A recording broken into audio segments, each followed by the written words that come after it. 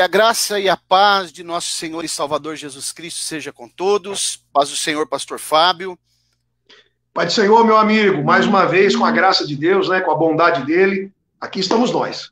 Amém. Estamos chegando aqui, graças a Deus, né? Deus tem preparado esse momento agora, mais uma oportunidade ímpar de nós nos reunirmos aqui para tratar assuntos concernentes ao reino de Deus e poder fazer uma abordagem hoje na quarta aula, né, sobre escatologia bíblica, e eu tenho certeza que vai ser muito edificante. Aguardar os irmãos já começarem a entrar aí, e peço que você faça uma oração, pastor Fábio, para a gente começar. Vamos orar. Senhor Deus e Pai, Pai de nosso Senhor e Salvador Jesus Cristo, Senhor, primeiramente louvamos e glorificamos o Teu nome pela Tua grandeza, pela Tua bondade. Reconhecemos que o Senhor é Deus, é o nosso Salvador e Senhor de nossas vidas. Meu Deus e Pai amado, eu quero pedir ao Senhor, meu Deus, nesta noite, que o Senhor abençoe mais esta aula. Abençoe a minha vida, a vida do teu servo, o pastor Mauro, porque nós vamos falar da tua palavra.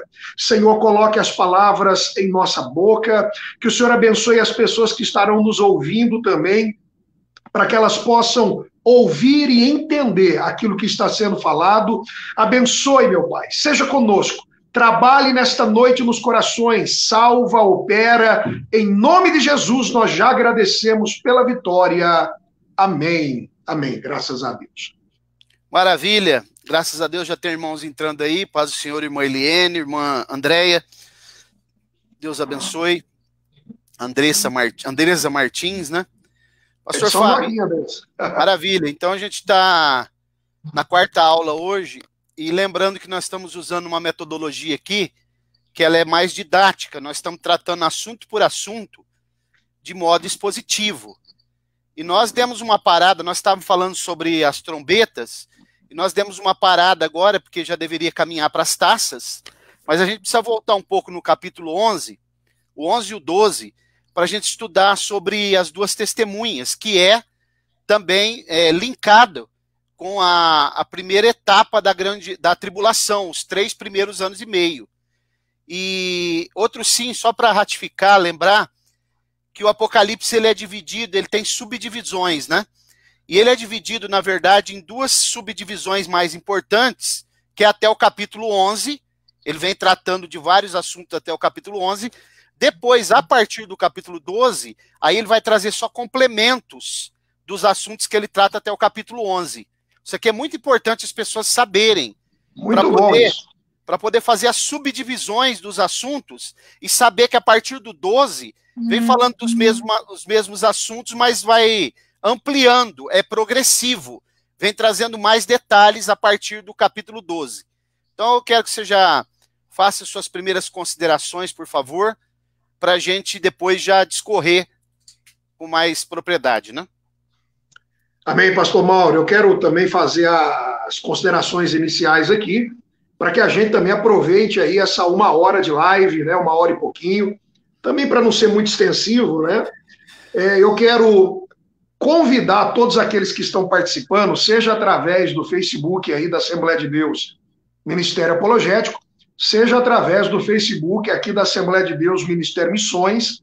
Eu quero pedir a todos que estão assistindo para que também participe da aula, tornando ela mais rica, não é verdade? Eu sei que muita coisa que vai ser compartilhada hoje, né, nesse capítulo 11 de Apocalipse, talvez dê tempo, capítulo 12, né? Muita coisa interessante, muita coisa boa vai ser compartilhada, e é importante nos intervalos e nos comentários, né, os irmãos que estão nos ouvindo também participem, tire a dúvida, né, e vamos compartilhando a live aí. Eu aprendi com o Danilo na semana passada que não deve se abrir sala de vídeo, mas deve compartilhar a live. Então compartilhe, tá bom? Porque compartilhando estaremos todos juntos, os comentários todos juntos, ok? E assim a aula se torna mais rica. Essa era a minha palavra inicial. Pastor, vamos embora, vamos lá, vamos começar. Pois bem, então, graças a Deus, né, por essa oportunidade que o Senhor tem agora preparado para nós, na noite desse dia, para a gente tratar esse assunto tão importante. E a gente vai ler aqui, pastor Fábio, o texto do capítulo 11. Eu estou até com a Bíblia grega aberta aqui, eu quero fazer a leitura nessa Bíblia, para a gente fazer um comparativo. Você está com qual versão aí? King James? Eu estou com a King James fiel aqui na minha mão, e eu estou também com a Bíblia judaica também, que sempre tem tem uma boa tradução também. Se precisar, eu vou observando aqui. Tá ok, então vamos lá. A partir do versículo 1, nós vamos observar aqui, pastor Fábio, que os 2 primeiros versículos, né, do capítulo 11, foi dado a mim um caniço, na sua tradução aí deve estar vara de medir, né? Uma cana semelhante a uma vara. Perfeito.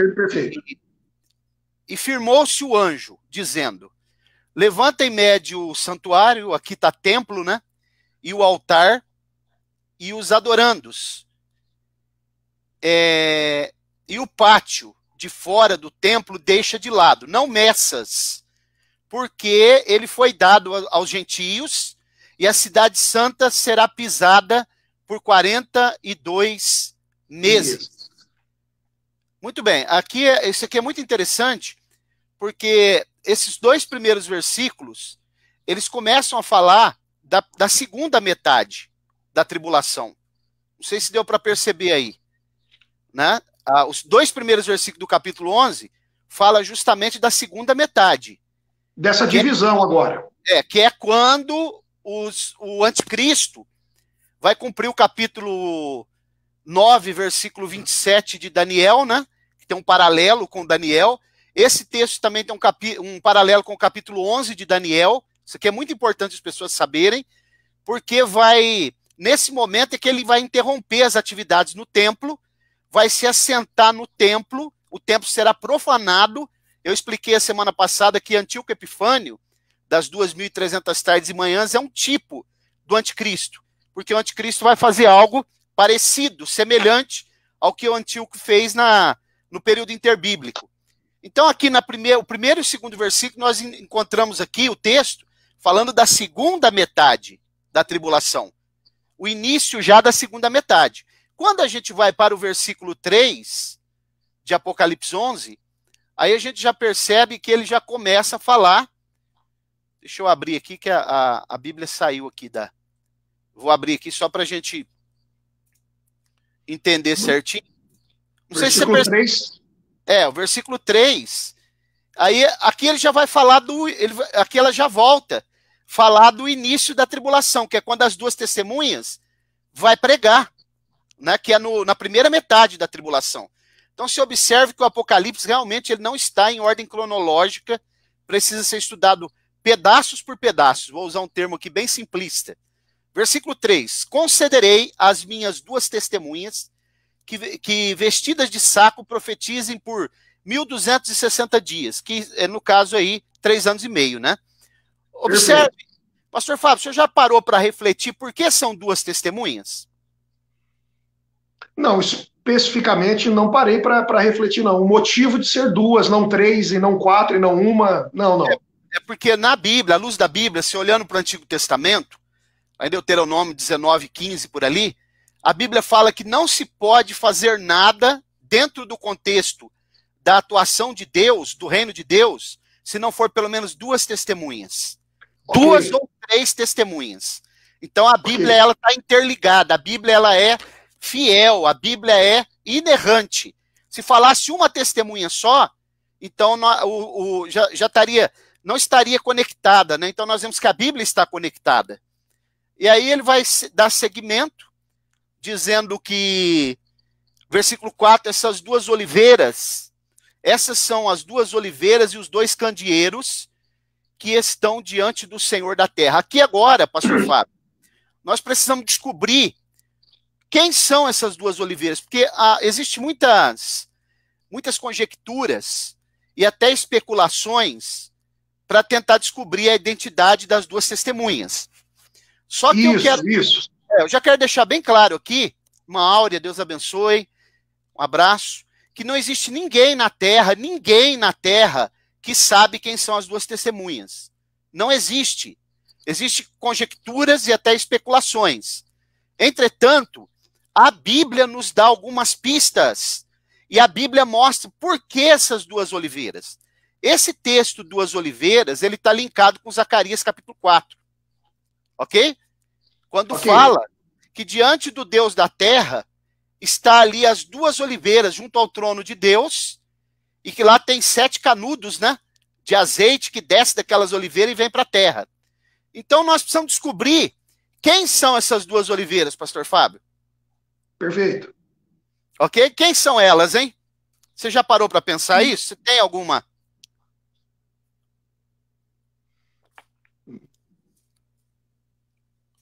Não. Pois bem, então vamos fazer um paralelo desse texto com o capítulo 11 de Romanos. Vamos lá. Para mim, as duas oliveiras eram as duas testemunhas. Não, observe isso daqui. As duas oliveiras são as duas testemunhas. Sim, porque o texto está dizendo isso. Mas o que é uma testemunha?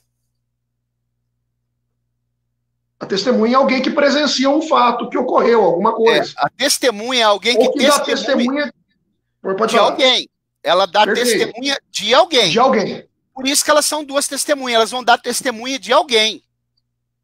Então vamos ver no capítulo...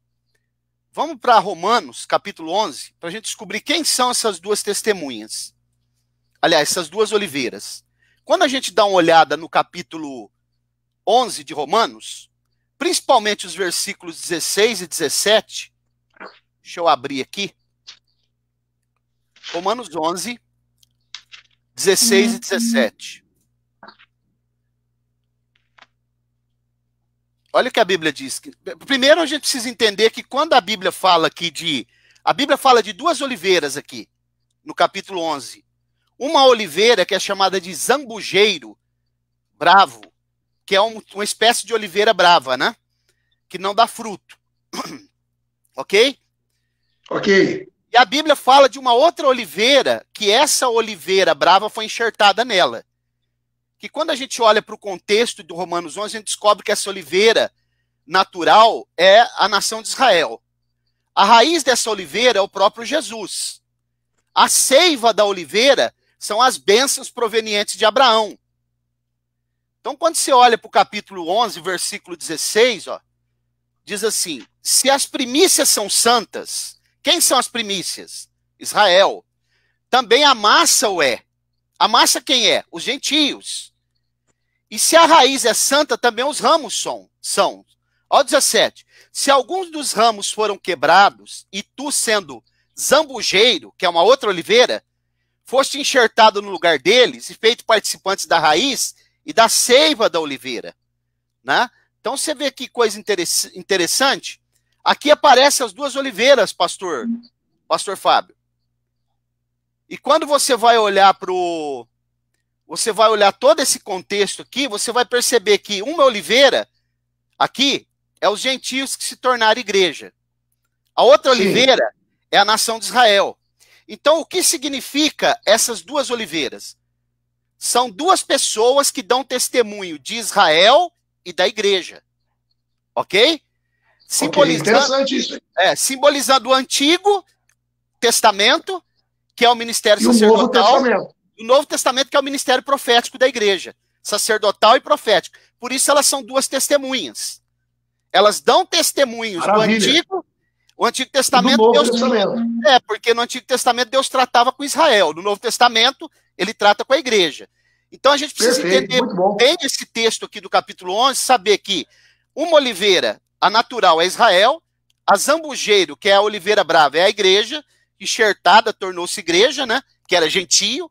A seiva são as bênçãos de Abraão e a raiz é a raiz de Jessé, Jesus. Ok? Que maravilha. Bom demais. Podemos voltar para o capítulo 11 de Apocalipse. Quero até que você comente aí, por favor. Então vamos lá, eu vou aproveitar aqui esse comentário que o senhor fez, que eu achei interessantíssimo, né? Essa ligação aí com Romanos capítulo 11. Como o senhor mesmo diz, a Bíblia, ela silencia quanto a quem seja essas duas testemunhas, respondendo aqui a irmã Maria Lúcia Prudêncio, Ana Lúcia Prudêncio, que ela diz assim, seria Moisés e Elias, né? Baseado naquilo que o senhor acabou de dizer, nós sabemos que existe, né? esses dois entendimentos, porque existe dentro da teologia aqueles que acreditam que esses homens são pessoas que viveram anteriormente. Alguns alegam ser Elias e Moisés, outros alegam ser Elias e Enoque, né, dizendo, né, que eles foram arrebatados e que eles precisariam, que eles poderiam ser as testemunhas para que passassem pelo processo da morte. Mas o pastor Mauro aqui na explicação, e uma perfeita explicação, o senhor deixou bem claro que a Bíblia se silencia quanto a isso. É muito provável, né, que sejam homens literais realmente, que serão levantados naquela ocasião para exercer aquele ministério específico. E brilhantemente o senhor abordou aí Romanos capítulo 11, fazendo essa ligação das duas oliveiras, uma sendo o zambujeiro bravo, outra sendo uma oliveira natural, né, que nos explica e nos expõe, né, nos dá pistas aí, né, fagulhas, né, a Bíblia nos mostrando que essas duas testemunhas, então, né, podem ser que sejam testemunhas aí, uma testemunhando acerca de Israel, outra testemunhando acerca da igreja, representando Antigo e Novo Testamento. Brilhante. Então, essa explicação também acaba de responder a irmã que tinha dúvida aqui sobre é Moisés e Elias? É Elias e Enoque? Então, isso também foi respondido antes de nós irmos aí para o versículo 4, versículo 5, ok, pastor? Ok, um abraço ao Danilo aí, também que acabou de entrar, né? Todos os irmãos que estão participando. Pastor Fábio, a Bíblia está linkada. A Bíblia interpreta ela.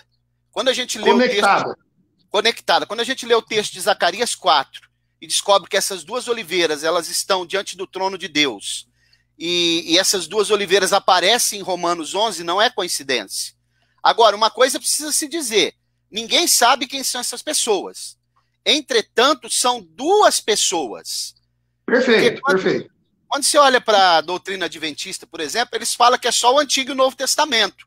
Aí isso não resiste ao crivo da Bíblia. Elas representam o Antigo e o Novo, mas são duas pessoas, ok? Agora, por que as pessoas dizem que ela... Vamos voltar lá para o capítulo 11 de Apocalipse, para a gente entender melhor. No versículo 4 diz, são as duas oliveiras, os dois candeeiros que estão diante do Senhor da terra. Se alguém, versículo 5, se alguém lhes quiser fazer mal, das suas bocas sairá fogo, devorará os seus inimigos, pois se alguém lhes quiser fazer mal, importa que seja morto. Agora, que tipo de fogo você imagina que seja esse que sai da boca dessas duas testemunhas? Se é um fogo literal ou se é fogo como uma palavra de juízo, literal exatamente. ou apenas... Exatamente. Para a gente entender isso daqui, pastor Fábio, a gente precisa ler um texto que está lá em Jeremias. Vamos dar uma olhadinha. Peço para você ler aí, por favor. Jeremias. Deixa eu me localizar aqui. Jeremias, capítulo 5, acho que é o versículo 14. Dá uma olhada aí, por favor. Porque elas fazem o papel de profeta, né? Então dá uma olhada em Jeremias 5, 14. Parece que é esse texto mesmo. É esse mesmo. Vamos lá, pode ler? Vamos lá. Pode, lê aí. Jeremias 5 e 14. Portanto, assim diz o Senhor, Deus dos exércitos. Visto que eles falaram tais palavras, eis que converterei as minhas palavras em tua boca, em fogo, e a este povo em madeira, e eles serão devorados. Percebeu? O que é o fogo que sai da boca das duas testemunhas? É uma palavra muito forte de juízo que vai dissolver aqueles que se levantarem contra ela. O argumento delas vai ser pesado, forte. Perfeito, entendeu? Perfeito. Palavras contundentes, duras. Perfeito. Exatamente. Olha como a Bíblia vai se interpretando, né? Pois bem, voltando para o capítulo 11 de Apocalipse, a gente vai perceber mais alguns detalhes interessantes. No versículo 6, elas têm poder de fechar o céu para que não chova durante os dias da sua profecia, quer dizer, 3 anos e meio, né? Aqui que entra uma especulação que poderia ser Elias, que Elias fez isso. É muito parecido, né? Exatamente. Mas eu vou explicar isso daqui. Tem poder sobre as águas para convertê-las em sangue. Moisés fez isso no Egito, né? Para ferir a terra com toda a sorte de pragas, quantas vezes quiserem. Então vamos ver esse versículo 7. É interessante isso daqui, porque na verdade, o que acontece aqui, que elas veem, essas duas pessoas, pastor Fábio, elas vêm com o ministério com a mesma virtude de Moisés e Elias. Aquelas mesmas características que tinha no ministério de Moisés e Elias está inerente ao ministério dessas duas testemunhas. São dois profetas, provavelmente que serão levantados na época mesmo, né? E que eles têm a mesma virtude, a mesma intrepidez, né? Aquele mesmo tipo de mensagem, o ministério característico, parecido com o ministério de Moisés e de Elias. Então, a Bíblia mostra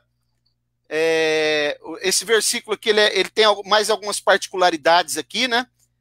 Quando a gente olha para o texto de Malaquias, quando fala lá, eis que ele vos enviará o profeta Elias, e ele converterá os pais aos filhos. Jesus já explicou que aquele profeta Elias era João Batista, estava sendo falado, né? Então, é claro que Elias provavelmente não seria uma dessas testemunhas. Outros colocam Zorobabel e Moisés, outros colocam Moisés e Enoque. Entretanto, o que a gente percebe é que o ministério deles é muito parecido com o ministério de Elias e de Moisés, né? Justamente um também representando a lei, no Antigo Testamento, outro representando os profetas. Como eu falei das duas oliveiras. Israel representando o sacerdócio, o Antigo Testamento, e a igreja representando o ministério profético. Né? Perfeito. Quer fazer alguma consideração? Não, é isso mesmo, eles virão no espírito e no poder de Elias, né? Justamente o que o senhor acabou de dizer. E o que eu achei interessante aqui no final do versículo 6, né? A gente observa que Deus vai dar a eles total autoridade para exercer o ministério, porque no final está escrito: sempre que quiserem, isto é, quando acharem que forem necessário fazer e manifestar o poder de Deus na vida deles, eles estão autorizados a fazer isso. Eu achei isso interessante. Quer dizer, Deus dando total liberdade para eles agirem no poder de Deus, em nome de Deus, como testemunho, para que as palavras deles realmente estejam aí de acordo com a manifestação, né, de tudo isso que vai acontecer através do ministério dos dois. Eu achei isso interessante, muito bom. Até porque quando Elias falou que não ia chover, ele falou segundo a minha palavra, né? Justamente. Pastor Mauro, deixa eu mandar um abraço aqui. Nós chegamos aqui a quase 50 aparelhos aqui conectados. Nós estamos falando de 50 aparelhos conectados, quer dizer, nós podemos ter uma classe aí muito perto ou próxima de 100 alunos assistindo a aula, 100 irmãos, vamos dizer assim. E eu quero mandar um abraço aqui, vamos lá, antes do senhor responder essa pergunta aí, mandar um abraço aqui para o presbítero Marcos Silva, irmã Andréia, João Jacinto, deve ser conhecido o senhor aí, pastor Edinaldo Cardoso aqui, junto conosco aqui, mandando um abraço aqui, Viviane Fermina, André, presbítero Marcos Silva, Delma Viegas, lá de Presidente Prudente, Deus abençoe, Creuza Mariano, vamos lá, irmã Dalgisa, irmão Danilo Lima também conosco aí, conhecido do senhor aí, e muitos irmãos, olha, 48 aparelhos conectados aí, a audiência tá boa, pastor Mauro. Maravilha. Um abraço ao meu amigo pastor Edinaldo, seu amigo também, lá de Linhares, né? Grande abraço, companheiro. Pastor presidente da Assembleia de Deus, Ministério Sem Fronteiras. João Jacinto, lá de Iacri, que foi uma das igrejas que eu pastoreei, né? Deus abençoe. Glória seja dada ao Senhor para sempre. E seguindo aqui, pastor Fábio, uma coisa interessante, que Elias também falou, segundo a minha palavra não vai chover. Perfeito, perfeito. Quer dizer, legal, muito bom. Deus chancelou a palavra dele, como vai chancelar a palavra das duas testemunhas. Okay? Chancelou, perfeito. Agora, observe, olha o versículo 7, pastor Fábio. E quando acabarem o seu testemunho, a besta que sobe do abismo lhes fará guerra e as vencerá e matará. Aqui é um detalhe que muita gente não percebe, né? Que essa besta é a terceira besta. Que, na verdade, na verdade, ela não é a terceira, ela é a primeira. Ok? Porque as bestas, ontem mesmo ainda o pastor Silvio falou comigo, nós precisamos fazer uma live, ele falou, para falar das duas bestas do Apocalipse. Quer dizer, talvez ele não tenha percebido que tem uma terceira besta. Ele não, né? 99,9%, né, professor? Pastor Irami, meu amigo lá de Piracicaba, um abraço também. Exatamente, essa besta do capítulo 11 é a primeira, que é o próprio Satanás.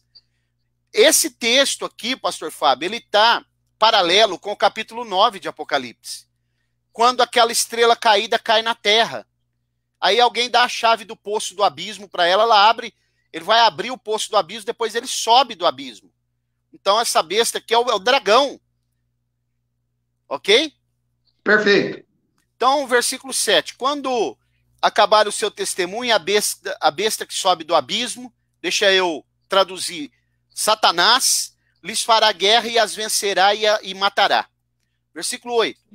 Jazerão seus corpos na praça da grande cidade, que espiritualmente se chama Sodoma e Egito, onde o seu Senhor também foi crucificado. Então aqui tem um segredo. Essa cidade que se chama Sodoma e Egito é uma referência ao estado espiritual. Caído de Jerusalém. Perfeito. Não é? Agora, observe, aqui nas entrelinhas, se a gente fizer uma boa exegese do texto, a gente vai perceber que o texto está mostrando com o tipo de morte que as duas testemunhas vão morrer. Você deu uma percebida fazendo alusão que pode ser morte de cruz. Não, é morte de cruz, porque a Bíblia está dizendo o seguinte, ó. Da mesma forma. É, onde também. Por que tem esse acréscimo aqui? Essa junção? Também. Porque senão dizia assim, onde o seu Senhor foi crucificado. Só isso. Quando a Bíblia diz também o seu Senhor foi crucificado, porque eles serão crucificados. E eles vão ficar expostos na praça. E é interessante... Quer dizer, o também aí quer dizer, da mesma forma. Aqui na verdade, é um acréscimo. A Bíblia, da mesma forma. É uma junção, um acréscimo no texto. Da mesma forma, senão dizia assim, ó, onde o seu Senhor foi crucificado. Eu até vou abrir o texto grego aqui, que é o versículo 7, para me dar uma olhada aqui, quando terminar o testemunho, e deixará os cadáveres deles sobre a rua da cidade, que se chama espiritualmente Sodoma e Egito, onde inclusive, olha o texto grego, né? Kyrios, o seu Senhor, onde inclusive o seu Senhor deles também foi crucificado.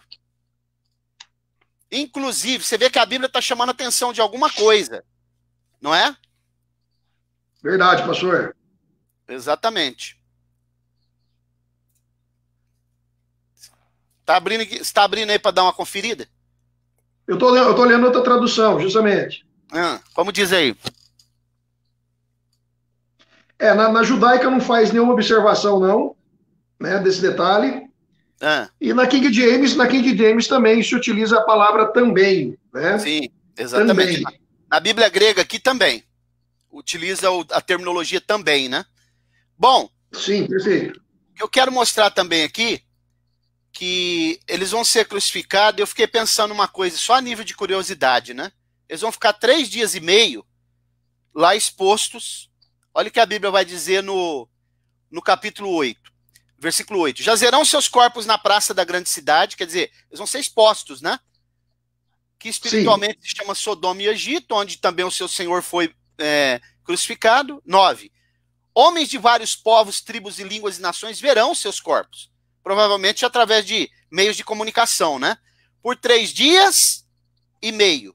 E não permitirão que sejam sepultados. Então, eu fiquei pensando aqui, né? Jesus ressuscitou 3º dia. Lázaro foi ressuscitado por Jesus no 4º dia. E eles terão uma ressurreição intermediária entre a ressurreição de Jesus e a ressurreição de Lázaro. Muito interessante, né? Interessante, verdade.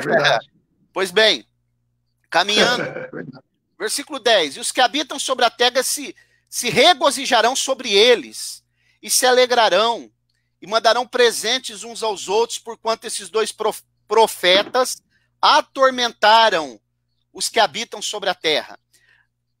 Então aqui é o seguinte, né? A mensagem deles vai ser tão impactante, vai incomodar tanto, que quando eles morrerem as pessoas vão fazer festa. Entendeu? Aquela mensagem repetitiva. Inclusive, eu vou mostrar a mensagem que eles vão pregar, pastor Fábio. Opa, maravilha. A mensagem que eles vão pregar está na Bíblia. Então vamos lá. Então, mas só voltando aqui, a Bíblia diz que no versículo 11, depois de 3 dias e meio, o espírito de vida vindo de Deus, entrou neles, e puseram sobre ele os seus pés, e caiu grande temor. Quer dizer, aqui é um tipo de aqui é um arrebatamento no meio da tribulação. Perfeito. Os midi-tribulacionistas, eles utilizam muito esse texto aqui para dizer que a igreja vai ser tirada no meio da tribulação. Eu li Mas sobre aqui, isso, verdade. Aqui, na verdade, as duas testemunhas sendo arrebatadas, né? Perfeito, pastor. Versículo 12. E ouviram uma grande voz do céu que lhes dizia: subi para cá. E subiram ao céu em uma nuvem, e os seus inimigos os viram. E naquela hora houve um grande terremoto, e caiu a 10ª parte da cidade no terremoto, e foram mortos 7.000 homens, e os demais ficaram atemorizados e deram glória ao Deus do céu. É passado o segundo ai, e eis que cedo vem o terceiro. Depois desse terceiro ai aqui, quando a gente for explicar ele, a gente vai perceber que dentro desse terceiro ai, tem mais 7 ais dentro do terceiro ai. Olha bem. Que é a voz daqueles anjos, das trombetas. Fala ai, ai, ai. Lembra? O terceiro Entendi. ai, dentro dele existe mais 7 ais. Aí que vai entrar as trombetas, ok? Ok. Vamos ver agora aqui a mensagem que as duas testemunhas vão pregar. Na primeira metade da tribulação, né? Deixa eu me localizar, acho que é o capítulo 14, exatamente. Capítulo 14 de Apocalipse, versículo 6. E vi outro anjo voando pelo meio do céu, aí na tradução nós vimos que é a águia, né? A águia, sim, que eu falei que pode ser um serviço de som, talvez, né?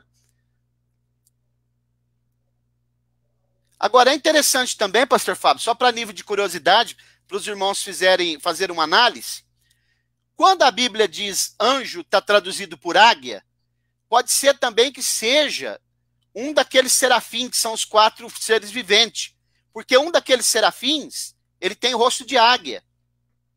Opa, perfeito, interessante esse comentário, muito bom. Ele tem rosto de águia. Então, quando a Bíblia traduz anjo e traduz por águia também, a gente pode já acender uma luz que talvez possa ser, né? Perfeito. Vi uma águia voando, ou um anjo, pelo meio do céu, e tinha um evangelho eterno para proclamar aos que habitam sobre a terra, e toda nação, tribo, língua e povo. Lembrando que não é o anjo que vai proclamar evangelho, porque anjo não prega evangelho. Ele tem o evangelho na mão para ser pregado. Versículo 7. Dizendo com grande voz: temei a Deus e dai-lhe glória, porque é chegada a hora do seu juízo. Adorai aquele que fez o céu, a terra, o mar e as fontes d'água. Né? Agora, olha o versículo 9. Aqui vai aparecer a mensagem das duas testemunhas. Ó. Seguiu-os ainda um terceiro anjo, dizendo com grande voz: se alguém adorar a besta e a sua imagem, e receber o sinal na fronte ou na mão, também o tal beberá do vinho da ira de Deus, que se acha preparado, sem mistura, no cálice da sua ira, e será atormentado com fogo e enxofre, diante dos seus santos anjos, diante do Cordeiro. E a fumaça do seu tormento sobe para todo sempre. E não tem repouso nem de dia nem de noite, os que adoram a besta e a sua imagem, nem aquele que recebe o seu sinal, o sinal do seu nome. Aqui está a perseverança dos santos, daqueles que guardam os mandamentos de Deus e a fé em Jesus. Então você percebe que aqui é a mensagem das duas testemunhas, na primeira metade. Então essa é a mensagem. Perfeito, perfeito. Para quando chegar o momento da tribulação, as pessoas estarem alertas e não receber o sinal do anticristo. Perfeito. É uma mensagem de advertência. Advertência. Isso vai ser tão incisivo, tão duro, que quando elas morrer, vai ser tão repetitivo que eles vão fazer festa. Meu Deus. Meu Deus. Tremendo, hein, pastor Mauro? Sensacional, hein? Pastor Fábio, você imagina um carro de som passando na porta da tua casa dia e noite. Dia e noite. Dia e noite. E aí vai chegar um momento que você não vai aguentar mais. É como se estivesse enchendo a paciência. O povo não está aguentando, já estava incomodado, sem paciência, né? Exatamente. E tem um detalhe, por isso que lá no Antigo Testamento, me parece que é no livro de Malaquias ou Miqueias, diz assim: tocai a buzina, perturbai os moradores da terra. Essa mensagem aí. Entendeu? É sensacional. Muito bom, né, pastor Mauro? Muito bom. Amém? Muito bom. Faz um comentário aí. Não, eu achei sensacional, muito bom isso. Eu acredito que os irmãos que estão nos ouvindo aí, né, se alegrou demais com esse complemento aqui de Apocalipse 14, do 6 ao 9, né, no que tange a mensagem que as duas testemunhas vão pregar. Eu achei isso aqui sensacional, deve ser compartilhado. Os irmãos que estão nos ouvindo aí, nós estamos aí com mais de 40 aparelhos, né, conectados. Podem mandar suas perguntas, nós ainda estamos falando aqui sobre as duas testemunhas, muita coisa aqui já foi abordado, falado. Os irmãos têm observado também, o pastor Mauro já fez esse comentário no início da live, né? Nós estamos aí indo capítulo a capítulo da Bíblia de forma expositiva, tá bom? Estamos abordando agora mais especificamente a questão das duas testemunhas. Qualquer comentário, qualquer pergunta, a oportunidade é agora, né? Eu sei que tem mais alguma coisa para o pastor Mauro ainda falar, complementar, mas vamos aqui aguardar o comentário dos irmãos e as perguntas que estão chegando aí. Mas, pastor Mauro, muito bom, sensacional. O senhor na verdade, está tirando e absorvendo tudo aquilo, né, como, né, um brilhante expositor que o senhor é, dando todos os detalhes, todas as minúcias. Eu até anotei algumas coisas aqui, mas o senhor já falou o que tinha que falar. Então vamos seguir em frente. Bom, eu acredito que agora, então, a gente já deu uma boa explicação do capítulo 11. Eu acredito que a gente pode agora passar para o capítulo 12.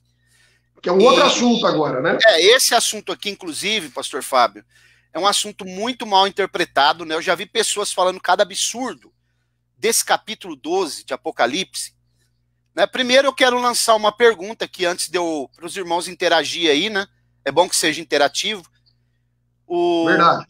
Quem que os irmãos acreditam que teve a visão do capítulo 12 de Apocalipse? Como é que é a pergunta? Para os irmãos? Quem seria a pessoa que teve a visão do capítulo 12? Do capítulo 12 de Apocalipse. Porque o livro do Apocalipse foi escrito pelo apóstolo João, na ilha de Patmos, a gente já sabe disso. Aproximadamente lá pelo ano 90 da era cristã. O apóstolo João ele vai morrer lá já no início do século II, entre o ano 105 e 107, por aí, início do século II já, de morte natural, né? Ele morre em Éfeso, ele volta para Éfeso depois, ele acaba morrendo lá, segundo a tradição, lá em Éfeso. Agora, quem seria a pessoa que vislumbrou, quem viu essa visão do capítulo 12 de Apocalipse? Então essa é a pergunta, pelo que eu estou entendendo, porque teoricamente a resposta seria o quê? João viu, né?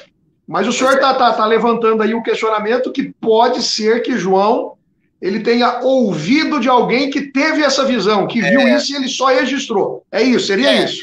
É só a gente começar a ler aqui, ó, os irmãos, eu gostaria que algum irmão desse um parecer aí. Abraço, pastor Francisco Mendes Alencar.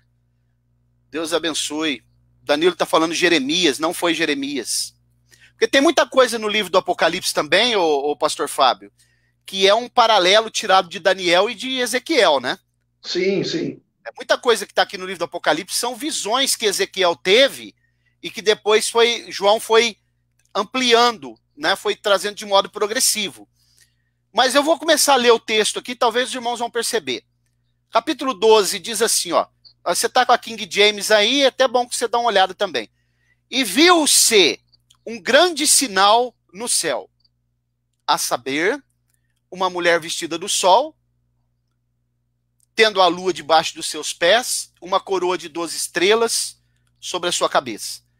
Primeiro ponto, Salomão, estão falando aqui, não é Salomão, não. O primeiro ponto aqui é o seguinte, quando a gente faz um comparativo com o capítulo 13, pastor Fábio, só vou abrir no capítulo 13 para a gente ler o primeiro versículo, olha o versículo 1. Então vi subir do mar uma besta que tinha 10 chifres, 7 cabeças, e sobre os seus chifres 10 diademas, sobre as suas cabeças nomes de blasfêmia. Então, quando João vê alguma coisa, ele fala, eu vi. Ok? Só que aqui no capítulo 12 ele não fala que ele viu. Foi visto. Na minha tradução. Foi visto. Na minha, viu-se? Perfeito. Foi visto, tá a diferença. Alguém viu. Alguém viu. Então aqui o que João agora está narrando, ele está escrevendo. Mas ele está narrando uma série de acontecimentos da história que são progressivos. Meu Deus. O que agora ele está sendo mostrado para ele aqui agora, é como se abrisse uma tela, um telão diante dele, né, uma imagem holográfica, e falasse para ele, observe que agora você vai ver vários acontecimentos que foram acontecendo e ainda vão acontecer. Por isso que lá no capítulo 1, diz assim, Jesus diz para ele assim, ó, escreve as coisas que viste, passado, as que são, presente, e as que irão acontecer, futuro. Então aqui no capítulo 12 vai aparecer justamente isso, uma série de acontecimentos. Perfeito, perfeito. Muito bem. Então vamos ver aqui. Capítulo 1, viu-se, né, um grande sinal no céu, uma mulher vestida do sol, tendo uma lua debaixo dos seus pés, uma coroa de 12 estrelas sobre a sua cabeça.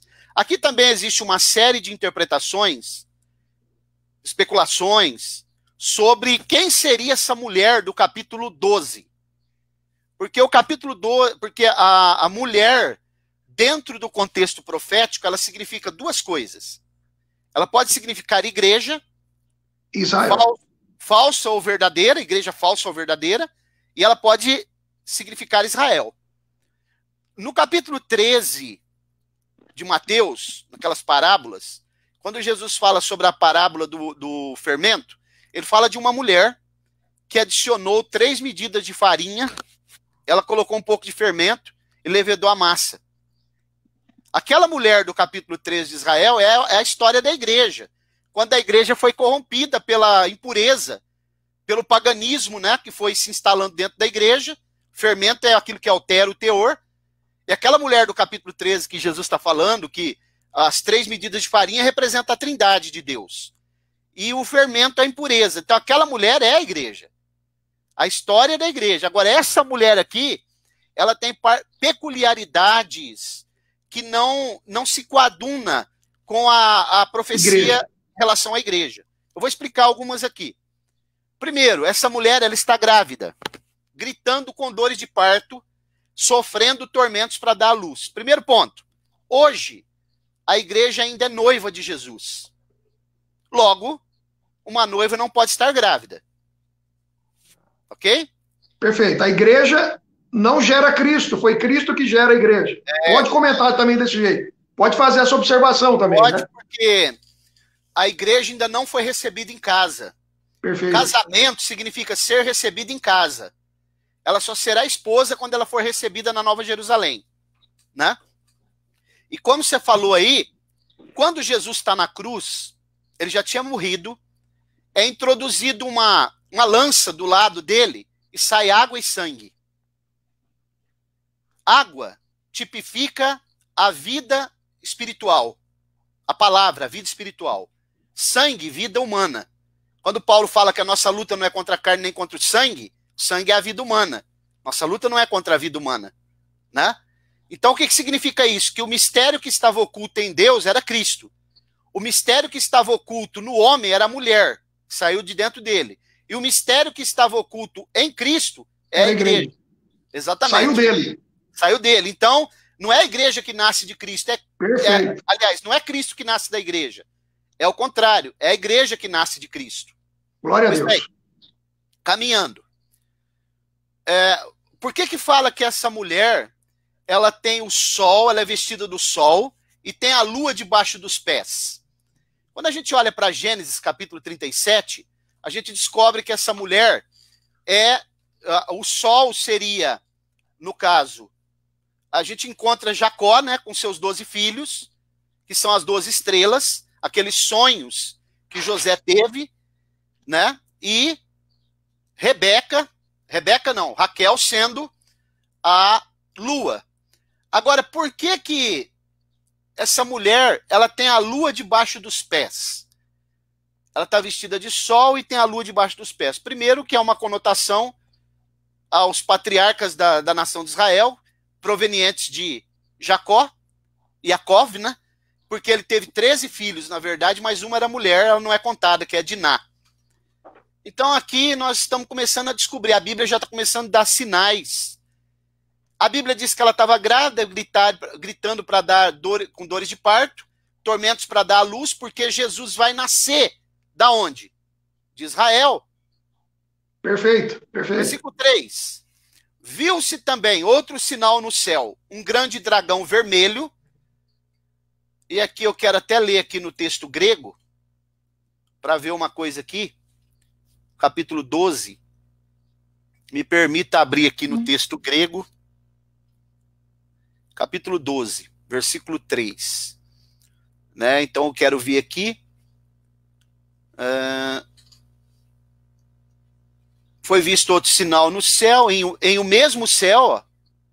A palavra céu aqui, pastor Fábio, ela é a palavra urânios, né?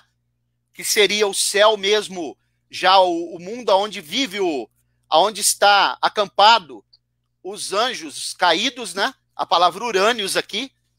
É muito interessante isso daqui. E aí ele vai dizendo assim, ó. Um grande dragão vermelho. Olha que interessante. A palavra aqui grande é tremendo, megas do grego. Megas, tremendo, grande. Vermelho fogo. Intenso, aquele vermelho intenso. Né, aqui no texto grego. E aí tendo 7 cabeças e 10 chifres, sobre as cabeças deles 7 diademas. Essa palavra diadema são coroas que são entregues para reis. Para reis. Por quê? Porque 7 reis vão reinar juntamente com o anticristo. São 10, mas 3 vão ser abatidos. Vai ficar só 7. Sob o comando do dragão.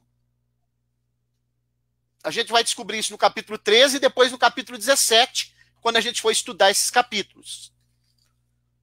Glória a Deus. Perfeito. Maravilha. Glória a Deus. Vamos continuando.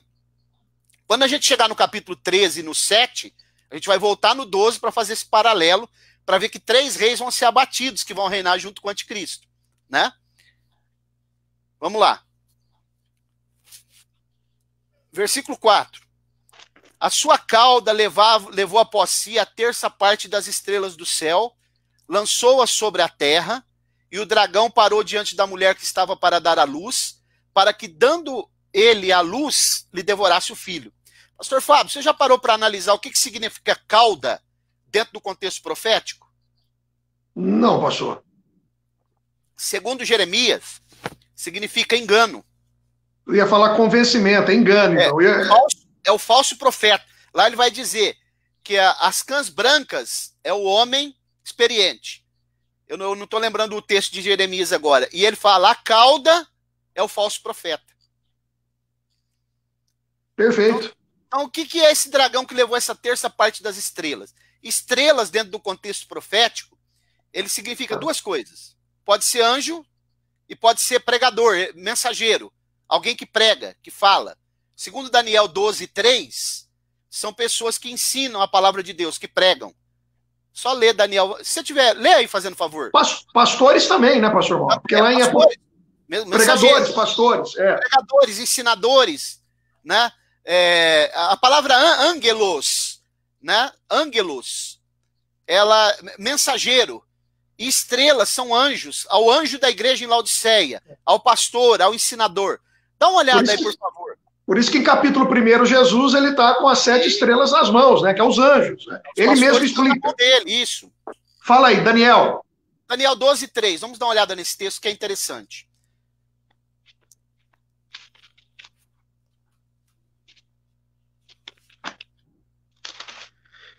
Daniel 12:3. Nessa tradução aqui, talvez, vamos lá. E aqueles que forem sábios brilharão como o esplendor do firmamento. E aqueles que converterem muitos para a justiça, como as estrelas, para sempre e sempre. Percebeu aí? O que é estrela no contexto profético? Sim. Como que a Bíblia vai se interpretando? E faz a menção aqui àqueles que que é usado por Deus para converter, para levar outros ao evangelho. Sensacional, muito bom, muito bom. Para ensinar, para pregar, né? Agora, por que a Bíblia então está dizendo, pastor Fábio, no versículo 4 do Apocalipse 12, que com a cauda ele levou a terça parte das estrelas? Eu entendo, então, pelo que o senhor falou, pela persuasão, o convencimento enganoso, ele converteu aquelas pessoas não para a justiça, mas para a injustiça. Ele desviou essa um terço, vamos assim dizer. Um terço são os anjos que caíram com ele. Que caíram com ele. Como que ele conseguiu convencer esses anjos? Através da cauda, que é o falso profeta, o engano. Pelo engano, ele conseguiu subverter um terço, né, dos anjos, que são milhões e milhões de anjos, segundo o que a Bíblia mostra, e aí ele consegue, então, subverter, né? E eles se insurgem juntamente com ele e depois são expulsos e caem por terra. Depois nós vamos falar aqui sobre as 4 quedas de Satanás, viu? Só para me ler na tradição judaica aqui, é bonito também, né? A tradução diz assim, ó: no entanto, aqueles que tiverem entendimento brilharão como o resplendor da abóboda do céu. E quem conduzir muitos à justiça reluzirá como as estrelas para todo sempre. Né? Isso aqui é a Bíblia judaica, né? Tradução para o português aqui. Maravilha. Muito bom. Bom, vamos seguir. Então, já entendemos aqui, já identificamos a mulher, já identificamos quem é o dragão. Agora, você já parou para pensar, pastor Fábio, por que é dragão? Eu imagino, pastor, que seja por causa da ferocidade, da força, da agressividade. Né? Eu imagino que seja por causa disso, da aparência, porque causa assusta, causa pavor. Algumas traduções também dizem crocodilo, dragão, crocodilo. Né? Vamos ler um texto. Vamos lá. Isaías capítulo 26. Deixa eu ver que versículo que é aqui. Acho que é o verso 1, se eu não me engano.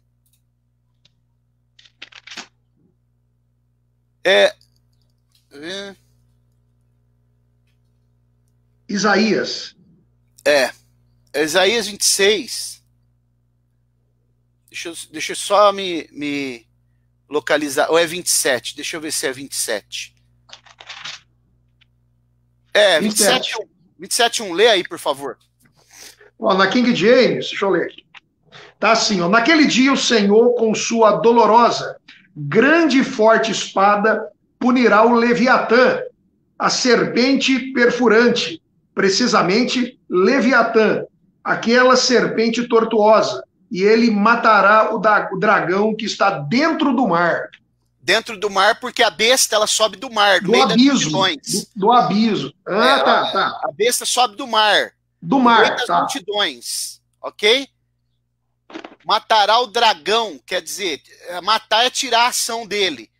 Ele está aonde? No mar. Porque o anticristo, ele sobe do mar, mas ele atua sempre sob a égide do dragão. Ele sempre vai atuar sendo orientado pelo dragão. Perfeito, perfeito. Ok? Vamos voltar lá para o livro do Apocalipse. Agora, por que dragão? Não poderia ser um outro tipo de animal? No livro de Jó ele aparece como Leviatã também, né? Que é um crocodilo pré-histórico.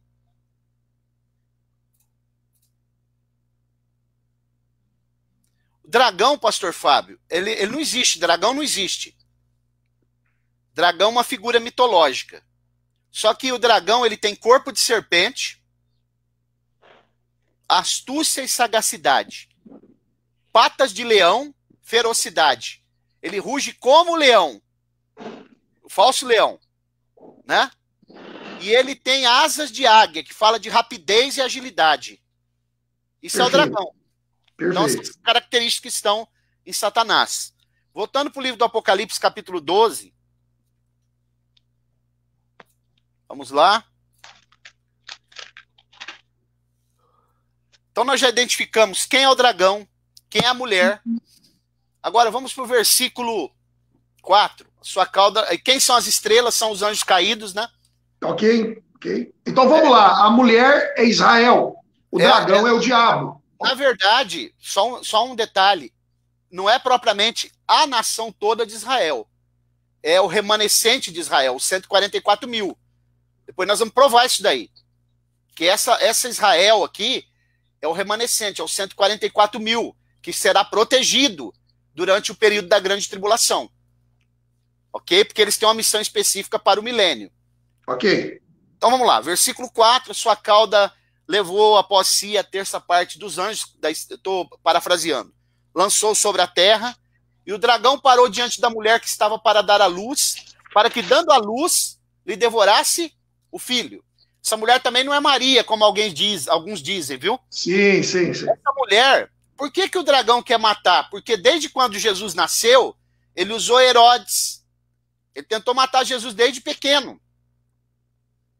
Ok? Porque ele não sabia que, na verdade, pastor Fábio, o diabo nunca teve certeza que Jesus era o filho de Deus. Ó. É porque ele diz assim, se és o filho de Deus... Sempre na condicional. Pula daí, se lança daí. Por que ele não sabia? Porque quando ele estava lá no céu, ele não teve a oportunidade de ver Jesus. Por quê? Porque Jesus estava dentro do Pai. Ele não tinha o seu corpo que ele nasceu aqui. Jesus estava dentro do Pai. Ele era um mistério oculto em Deus. Meu Deus. Enquanto que a igreja era um mistério oculto em Cristo. E a mulher era um mistério oculto no homem. Então, toda vez que ele vai falar com Jesus, ele fala na condicional. Se és o filho de Deus. Quando ele tenta Jesus. E quando ele mata Jesus, ele cai numa armadilha. Porque ele tinha o poder da morte. Ele mata Jesus. Só que Jesus era o justo. O salário do pecado é a morte. Como ele não tinha salário para dar para Jesus, porque Jesus não tinha pecado, então ele cai numa armadilha. É a doutrina da redenção aí. Sensacional, muito bom. Glória a Deus. Pois bem, vamos seguir. Então ele quis matar Jesus desde o tempo. Agora olha o versículo 5. E ela deu à luz a um varão que há de reger todas as nações com vara de ferro, e o seu filho foi arrebatado para Deus e para o seu trono. Aqui também há outras confusões. Por exemplo, aqueles que interpretam a doutrina da parcialidade ou do arrebatamento parcial, né? Eles dizem o seguinte, que esse filho varão é Jesus, mas ele também é a igreja. Não tem como. Os parcialistas dizem, mas no capítulo 19 de Apocalipse, a Bíblia prova que é Jesus. Vamos ler. Versículo 5, né, diz assim, um filho varão que há de reger as nações com vara de ferro. Então vamos ver o capítulo 19. 19:5? Acho que é 5, né? Não, é para frente, né? É o 11 em diante. E viu o céu aberto, e eis um cavalo branco, e o que estava montado nele se chama Fiel e Verdadeiro, porque existe um falso no capítulo 6, e julga e peleja com justiça. Seus olhos eram como chama de fogo, sobre a sua cabeça havia muitos diademas, coroas de rei, né? E tinha um nome escrito que ninguém sabia senão ele mesmo. Estava vestido de um manto salpicado de sangue, e o nome pelo qual se chama é o Verbo de Deus. Seguiam-nos os exércitos que estão no céu, em cavalos brancos, e vestido de linho fino, branco e puro. Da sua boca saiu uma espada afiada, que é aquela que ele vai matar o dragão lá de Isaías, né, que nós lemos, para ferir com ela as nações. Olha aqui, para ferir com ela as nações e com vara de ferro. Ele mesmo é o que pisa o lagar do vinho do furor da ira do Deus Todo-Poderoso. Então aqui a Bíblia está provando que o filho varão que vai reger as nações é o próprio Jesus. Perfeito. Usando a mesma terminologia, e ele as governará com vara de ferro. A mesma terminologia usada em Apocalipse capítulo 12. Exatamente. Voltando para o capítulo... Pastor Mauro, pode falar. Antes do senhor continuar aí, só dar um aviso aqui, a audiência nossa está boa, graças a Deus. Muitas pessoas interessadas em aprender escatologia, mas nós já estamos aproximando de 1 hora de live. Já deu 1 hora, ninguém viu passar. Para os irmãos que tiverem pergunta, para ir já preparando e enviando as perguntas, para que no final nós tenhamos aí pelo menos uns 10 minutos. Se tiver pergunta, lógico, para responder. Então, os irmãos que queiram fazer pergunta, envie a pergunta agora, tá bom? Para que no final o senhor também possa responder as perguntas. Vamos lá. Pois bem, capítulo 12 de Apocalipse versículo 7, versículo 6. E a mulher, Israel, fugiu para o deserto, onde já tinha lugar preparado por Deus para que ali fosse alimentada durante 1.260 dias. São 42 meses. Ou tempos e metade de um tempo. Então aqui nós vamos provar que essa mulher é os 144 mil. Observe. Versículo 7. Por que essa mulher ela é alimentada por esse tempo e ela é preservada? Porque ela terá um papel preponderante durante o milênio, Perfeito. que é a pregação do evangelho do reino. Muito bem. Versículo 9. Versículo 7. Então houve no céu guerra. Miguel e seus anjos batalharam contra o dragão, e o dragão e seus anjos batalhavam. Mas não prevaleceram, nem mais o seu lugar se achou no céu. E foi precipitado o grande dragão, a antiga serpente, que se chama Diabo. Ó. A Bíblia está ratificando aqui, asseverando que o dragão é o diabo. Claramente. Satanás, que engana todo mundo, foi precipitado na terra. E os seus anjos foram precipitados com ele. Agora, quando que aconteceu isso daqui? Eu pergunto. Eu acredito que isso aqui vai acontecer da metade da grande tribulação para frente, que é quando vai se intensificar as coisas que vão acontecer aí, né, na segunda metade. É isso ou não? Aqui é o capítulo, aqui tem um paralelo com o capítulo 9, quando a estrela caída cai na terra. Perfeito. E aí alguém dá a chave do poço para ele, ele abre o abismo para a intensificação dos acontecimentos, dos cataclismos na grande tribulação. Perfeito. Mas observe que ele foi lançado na terra. Muita gente confunde isso daqui com a queda original, pastor Fábio. Só que quando a gente lê Isaías 14:12, a Bíblia diz que ele foi lançado por terra lá. Perfeito. Por terra, e tem essa diferenciação, porque hoje, permita fazer essa colocação, isso prova que a situação na grande tribulação vai ser terrível mesmo, porque hoje o inimigo atua nas regiões celestes, como o senhor acabou de dizer. Mas depois dessa guerra, literalmente ele vai ser lançado na terra. Vai estar agindo e atuando aqui, né? Sim, porque em Isaías 14:12, na queda original, ele é lançado por terra. O que significa isso? Ser destituído de um cargo, de uma posição. Fulano não vai. Quando a gente fala, fulano não vai prevalecer, vai cair por terra. Quer dizer, que ele vai dissolver. E ele caiu da hierarquia dele. Porque houve uma quebra de princípio de autoridade. Então ele caiu. Né? Na grande tribulação, ele é lançado na terra. Por isso que se intensifica. Porque hoje, pastor Fábio, muita gente não toca nesse assunto, talvez por não ter conhecimento, ou talvez por falta até de coragem. Existe um lugar entre o terceiro céu e o espaço, chamado Vale da Sombra da Morte.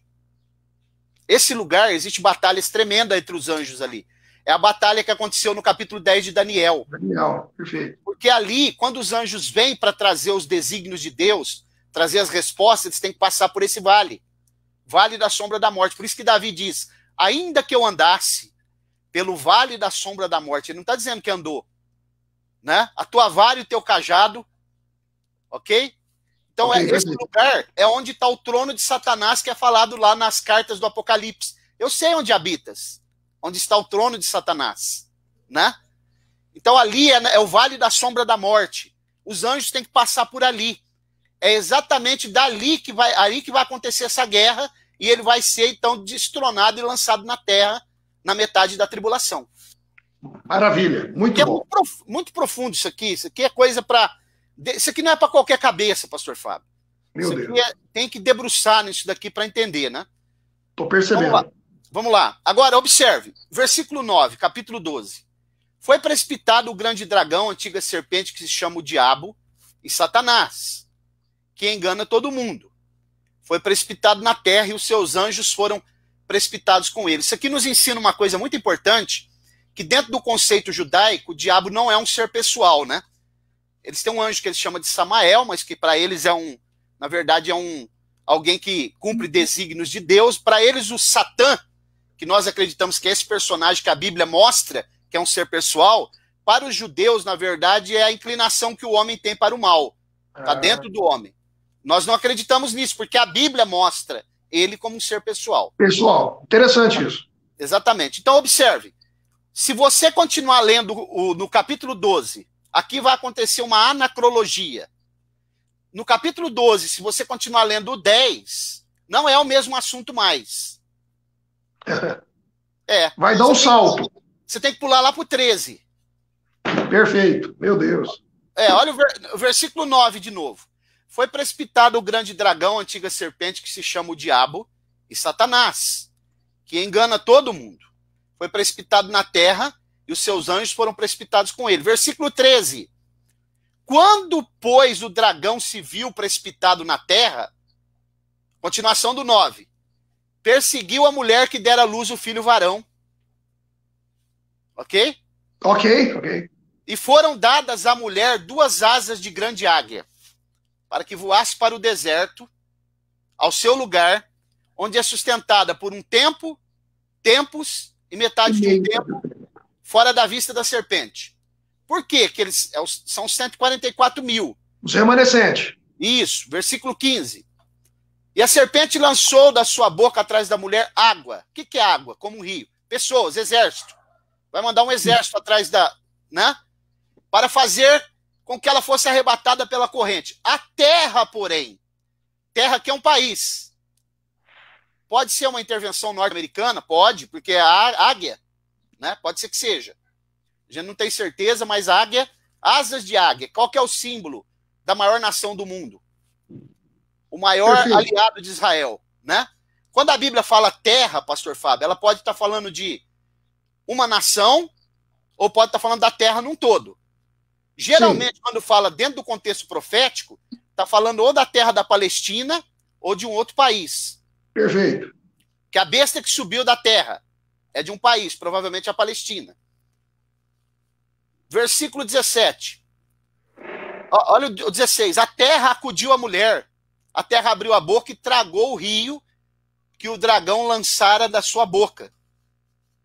17. Quer dizer, a terra vai socorrer, vai engolir o exército que vai ser mandado atrás da... Vai vencer. Vai vencer. Versículo 17. O dragão irou-se contra a mulher e foi fazer guerra aos demais filhos dela, os que guardam os mandamentos de Deus e os que mantêm o testemunho de Jesus. Aí, como ele não pôde tocar nos 144 mil, ele vai perseguir os outros judeus. Perfeito. Versículo 18. E o dragão parou sobre a areia do mar. Quando você olha o capítulo 13, você percebe que esse versículo 18, o capítulo 13, versículo 1, é continuação desse versículo 18 do 12.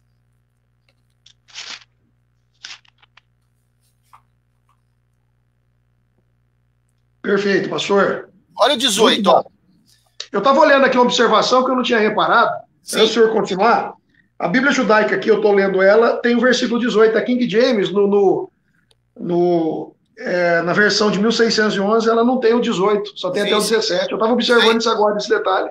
Isso aí são questões de impressão, né? Isso aí acontece impressão mesmo. Do texto, justamente. Só que no 18, ó, e o dragão parou sobre a areia do mar. Quando você lê o 13, versículo 1, olha lá, ó. Então vi subir do mar uma besta que tinha 10 chifres e 7 cabeças. Quer dizer, aqui está escrito sobre a areia do mar. Exatamente, é a continuação do versículo 18. 18, perfeito. Sim, porque a Bíblia ela só foi vir a ter versículos, capítulos no século XVI. Aliás, no século XIV. E versículos só no século XVI, né? Então aqui, pastor Fábio, aqui é uma descrição, percebe que João está vendo acontecimentos progressivos, né? Alguém está falando para ele de acontecimentos que foram ocorrendo. Perfeito, pastor Mauro. Pode continuar, eu só estou dando uma notada aqui. Eu quero agora nessa conexão. Para a gente abrir para perguntas, eu só quero fechar dizendo o seguinte. Aqui tem até, foi falado aqui, ó, se houver perguntas, envie, né? Muito bem. Eu só quero falar o seguinte, existe 4 quedas de Satanás na Bíblia. 4 quedas. A primeira é a queda original, que aconteceu lá em Isaías 14, narrado também em Ezequiel 28, né? E no capítulo 31 de Ezequiel.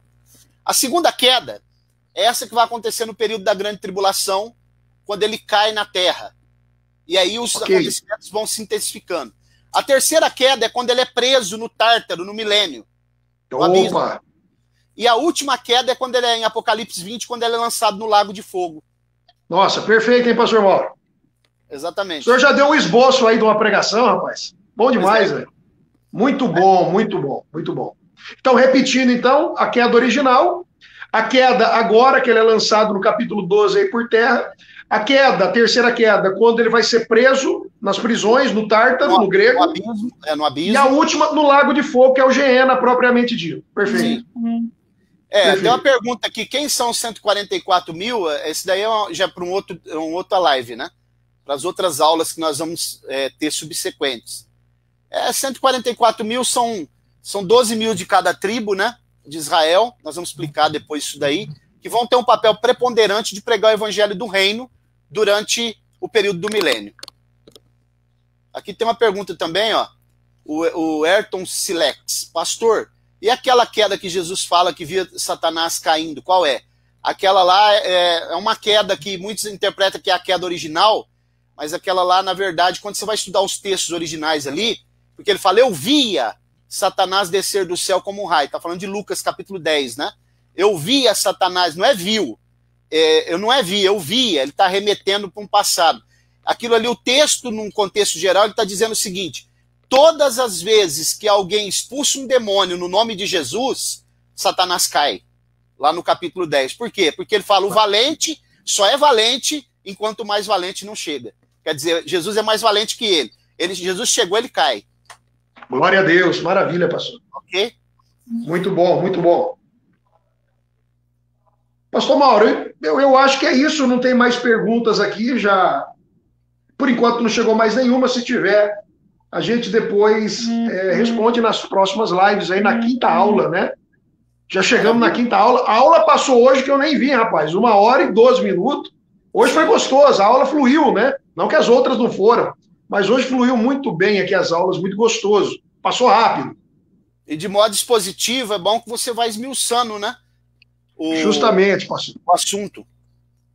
Irmão Herto, só para fechar isso daí, né? Tem pessoas que interpretam que aquela queda seria a queda original. Jesus estava falando da queda original. Mas quando você estuda o contexto de Lucas lá, você vai perceber que Jesus está falando da queda, né? De cada vez que um demônio é expulso, representa uma queda para Satanás. E ele fecha dizendo, o valente só é valente enquanto o mais valente não chega, né? Tá ok? Então, verdade. O irmão Ivan Rodrigo Silva tá dizendo, muito bom, cada estudo só melhora o nosso conhecimento. A gente vai ter, eu acredito que de 10 aulas para lá, né, pastor Fábio? Porque são assuntos muito profundos, né, para se falar. Muito bom, pastor Mauro. E a audiência cada vez melhor, né? Os irmãos interessados, e o objetivo da aula é justamente esse, é fazer com que mais irmãos se interessem por esse assunto, que é tão importante, né? Principalmente para os dias que nós estamos vivendo, pois vivemos a iminente volta de Cristo, então é importante a igreja estar atenta a essa palavra escatológica, né? É necessário. Amém. Eu peço então que você já faça aí as considerações finais, né? Para a gente já poder orar e colocar uma vírgula, né? Porque as aulas continuam. Maravilha, pastor Mauro. Olha, eu quero agradecer a Deus, né? Olha, uma aula de 1h15 aproximadamente, a gente não viu passar. E eu quero louvar a Deus também pela vida de todos que participaram da live. Olhe bem, nós tivemos aí uma audiência entre 30 e 50 aparelhos conectados. Se a gente multiplicar por 2 aí no mínimo, uma classe de quase 100 alunos ouvindo a palavra de Deus. E fora o que isso ainda vai reverberar, porque muitos vão assistir depois nos canais, nas páginas, na rede social. Então, glória a Deus, né? Eu quero agradecer mais uma vez o privilégio de estar junto com o senhor, né, participando aí dessas aulas de escatologia. E como o senhor disse, vamos para a quinta, né? E vai ter muitas aí ainda. Vamos estudando, vamos aprendendo, em nome de Jesus. Um grande abraço para todos que estavam conosco aí. Maravilha. O pastor João, né, que é o seu pai, pastor Fábio, ele está perguntando se Satanás vai agir literalmente na grande tribulação. Se for agir, ele não precisa de um corpo. Ele vai ter o corpo do anticristo. Ele vai agir sempre atuando, usando o anticristo. E o falso profeta só pode tomar decisões na frente da primeira besta, mediante as ordens da primeira besta. Então ele vai usar o anticristo. Pastor Mauro, essa pergunta que o meu pai fez aí, uma vez nós ouvimos aí de um parcialista que esse corpo seria o corpo... Não, parcialista não, eu acho que quem fala sobre isso é o pastor do Belenzinho lá, que escreveu a Bíblia, como é que ele chama? O Severino Pedro? Neri, Alderi Nelson. Alderi como é que é o nome dele?